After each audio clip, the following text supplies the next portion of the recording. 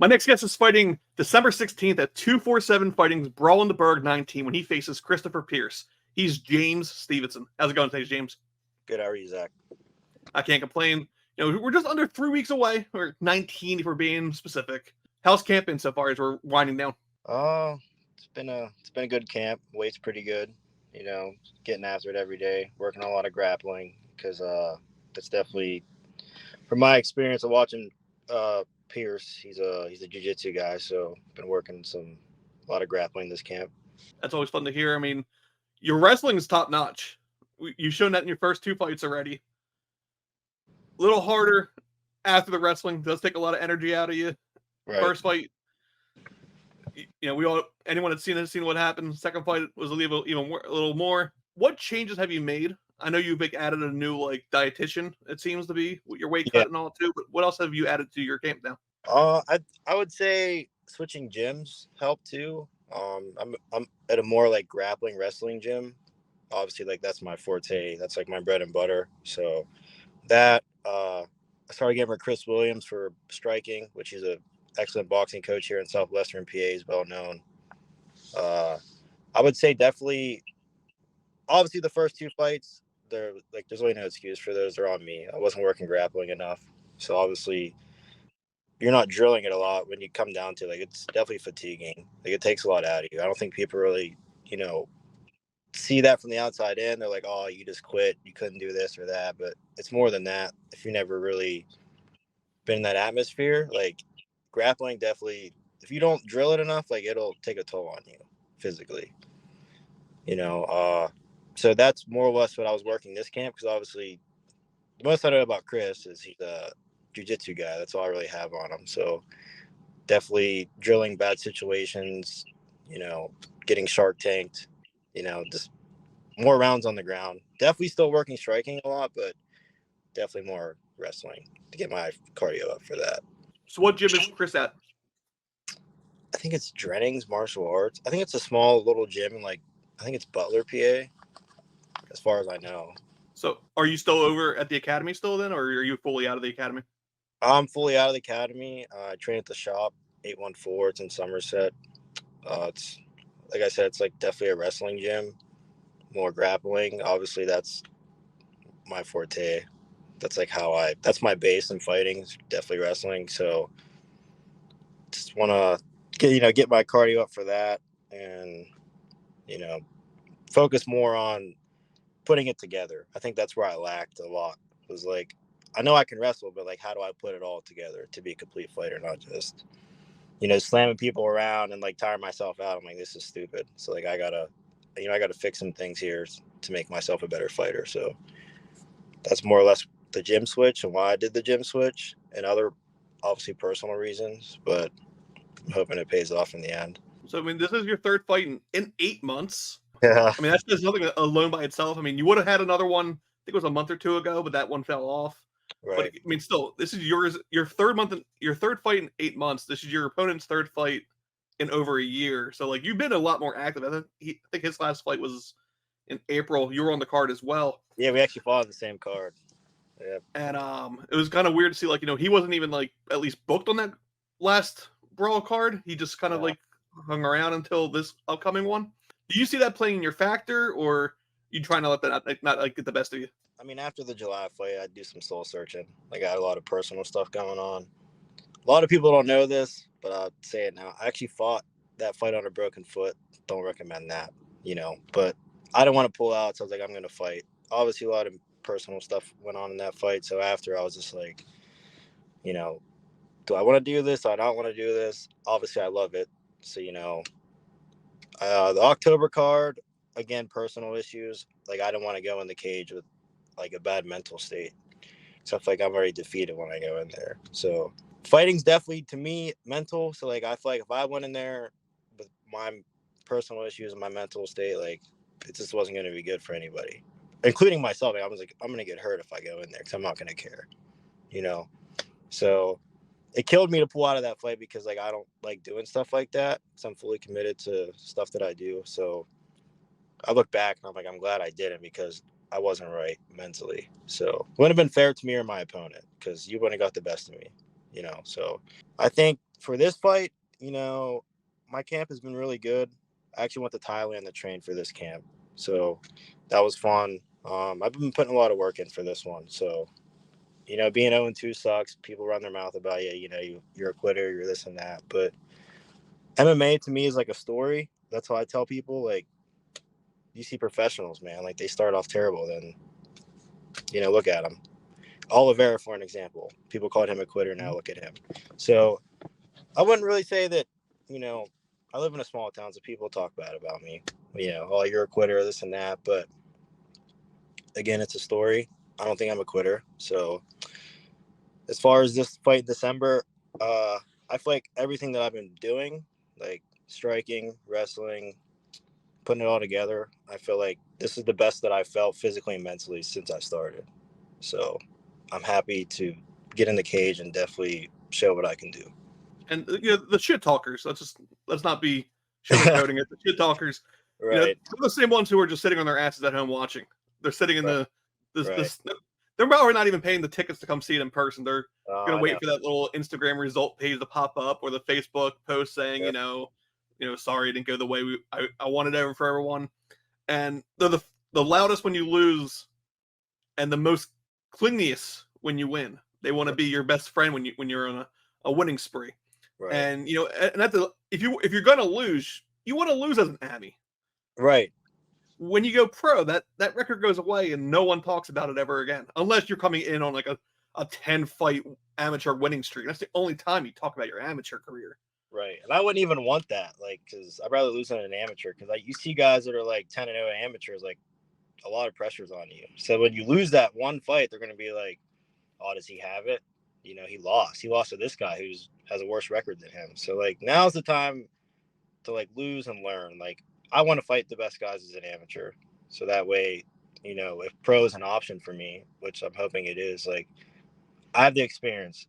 When I went to Thailand, I trained at Bang Teo. I worked with George Hickman. And that's the one thing he recommended. He's like, do as many amateur fights as you can. He's like, get the experience. He's like, because when I was fighting, he's like, the one thing I can go back, wish I did was fight more amateur.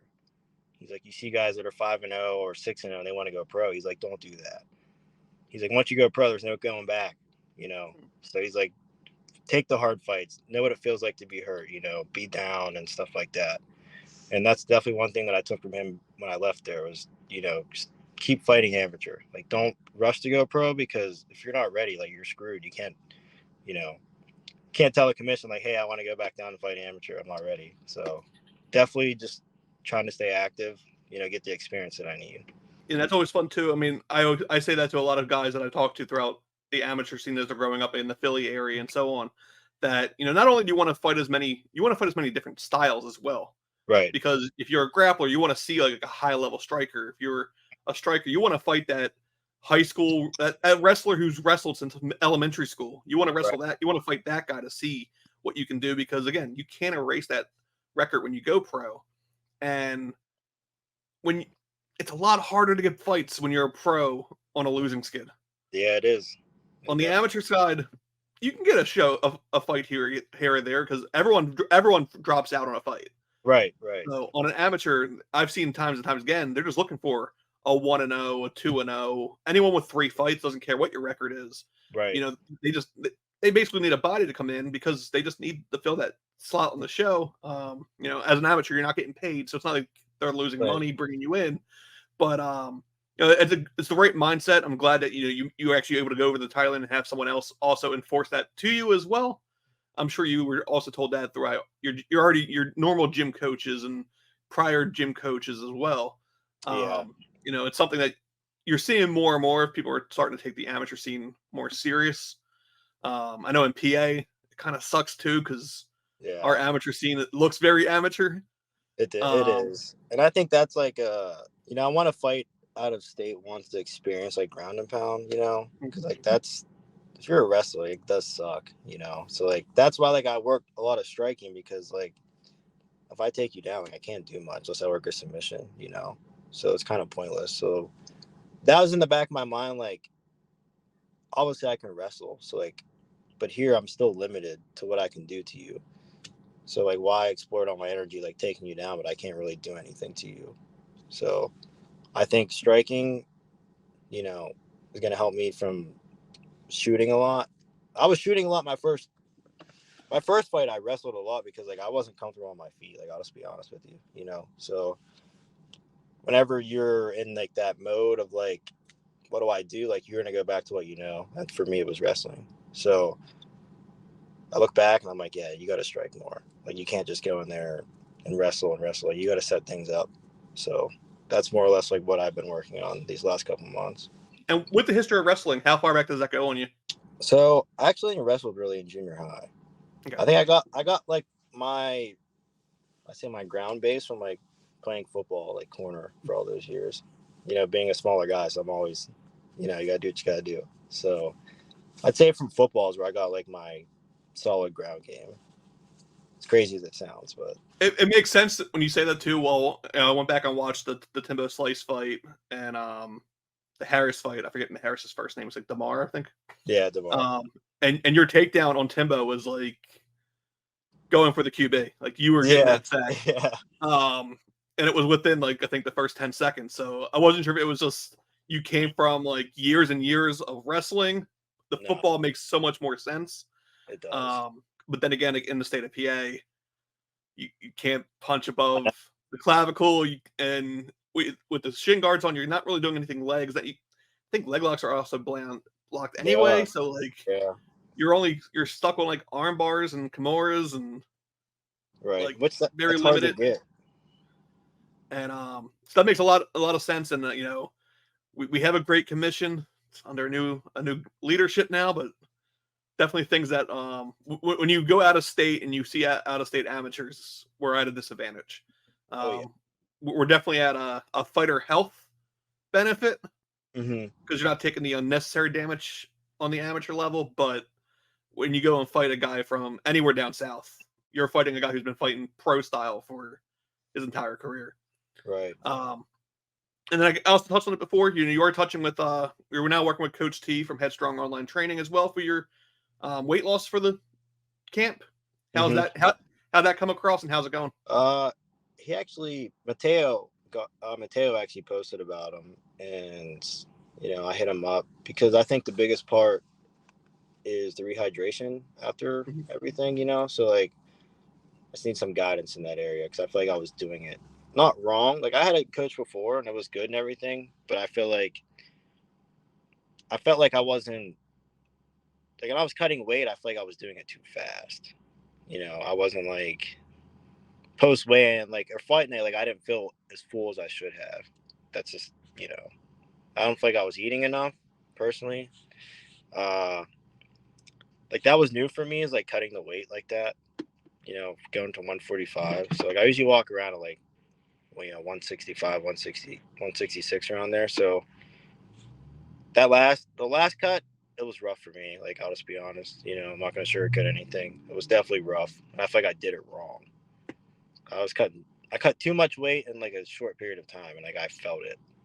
Like that day of weigh-ins, like I was delirious. Like I had to get my mom to drive me to the fucking weigh-ins. You know, I felt kind of embarrassed, but I just had to make the weight. You know, so but linking up with him, I'm hoping like everything's. Actually sent me my plan today, like our weight track. If I follow everything, I should be good to go. So that's why I linked up with him.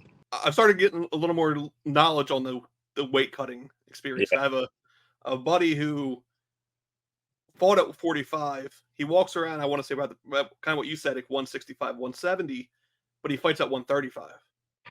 Yeah. And I think I text him every time, like, how the fuck do you make 35? Right. Because yeah. he's built like me. I mean, I'm bigger, but like we're both stocky, but Right. he's more muscle. I'm more enjoy food. Mm-hmm. And he like again 35 all the time. Last time out, like he broke it down. He was like explaining that just the one thing that went wrong, and he came in at like 137, and I was like, so weird how like it's such a science.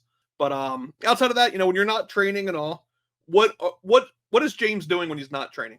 I'm always working out though. So like I'm never taking days off. I think that's my biggest thing is like I'm always hard on myself. So even when, like, I'm not, like, after that DeMar fight, like, I was in the gym one day, broken nose and all. So it's hard for me to, like, I would say sit around because, like, then my mind starts to wander, and I don't like that. So I'll put myself, like, in a bad mental state. Not like bad, like where I'm gonna hurt myself, but like, I start thinking like, oh, I could have did this better, did that better, or this better, or that better. So like, if I stay active, like, I don't have time to think about that stuff. So that, obviously, I play video games. I'm a nerd sometimes. I'll do that on the side, but I try to stay active. I do coach wrestling now recently, so that's been keeping me, pretty active, messing around with the kids. But other than that, I still work out, even if it's going to the gym, lifting some weights or something like that, just to stay active. So, in the rare times that you are playing games, what kind of games are you playing? Call of Duty, Halo. Never got into Fortnite. I actually tried a little Apex, but it's hard to grasp a little bit. So That was me with Apex and Fortnite. I think I yeah, played 2 games of Fortnite and uninstalled it right after. I was getting Uh, beat by little kids. I'm like, yeah, my ego's too much for this. I got to get off of here. So it was a lot funner being the opposite, being the kid yeah, beating up the adults. right, When you talk shit, it was a lot better. Being a little kid telling the adult right, that he sucked. Now when right. now when the kids are telling you that you suck, it's a lot Yeah, harder. It hurts. I'm just like, can you hear the little squeaky voice? I'm like, man, he just destroyed me. So I don't know. I can't really say much. you know. And then you touched on your opponent a little bit. You mentioned where he's stronger and where you think that you can probably take advantage of yourself as well. Um, for prediction, I know things haven't gone so well the first two. I know. How do you envision this one going? If you could write the story, how does this next one go? Uh, I don't really want to predict anything. I just want to make it through the fight. That's my main goal. You know, uh, display my striking, wrestling, mixing it up. Just everything that I learned the past 5 months. I put a lot of work in, obviously. Uh, that trip to Thailand was definitely a good thing for me. So that made me feel more confident, especially like you get to see world class talent there. Sparring with guys within PFL, UFC, you know, all that. But prediction, just want to go out there and show what I can do. Put all the haters to rest. Definitely work my striking. That's what I've been working a lot this camp. So And as far as the haters, you say you quit. No, you never quit. right. Neither one of those fights was from you. I, I know, but you know how it is from the outside. Like, oh, you're this and that. I'm like, yeah, okay. I just brush that stuff off, but you know how people are, especially in the fight game. Like, it's always the guys that don't do anything with their life, sitting on the couch. You know, I'm like, well, you can come train with me, man. I need some sparring partners or something. You invite them to the gym, like, nah, man, I'm good. That's what I thought. So definitely, I don't think people realize how much fighting tolls your body, like, especially like you're in a fight. Then like once your adrenaline comes down, you're just like, oh shit, like what just happened? So I would say, those people that say that stuff, they just don't know what they're talking about. They just watch UFC cards and they think that you should fight like Volkanovski or something like that. So again, you're basically shocking your body, and I explain that to them. Like you're getting locked in a cage with another man who wants to hurt you. So you're in a fight or flight mode. But again, I don't really pay that many mind. But I'm hoping everything goes well for this one. I think it will. Like I said, I feel just the most healthy I felt since I started fighting. So I think that's going to play in my favor. Awesome. And the fight is, like I said before, December 16th, 2 for 7's fighting's Brawl at the Burgh 19. Available in person. I think there's still a few tickets left. They also do an incredible stream for a regional promotion. That's not on Fight Pass, I should say, because like Yeah. Fight Pass usually comes in and kind of spooces up I'm production a little surprised. bit. Honestly, with 247, like I look for Fight Pass to come in, just because like the way it's set up, like it feels like a UFC event in some ways. Like it's very professional and they put a lot of work into it. Like my first fight, I felt like a celebrity, honestly, because it was just like wow, and like high tech cameras there, like pictures, and the streams like legit. I'm like, damn, this is like a good promotion. I definitely look for Fight Pass to come in the future, though. I could see that route happening, which would help us regional guys a lot. So It's definitely helpful. I know, like, I kind of stressed also putting some of the fights on YouTube as Yeah. well for the ones who won't pay.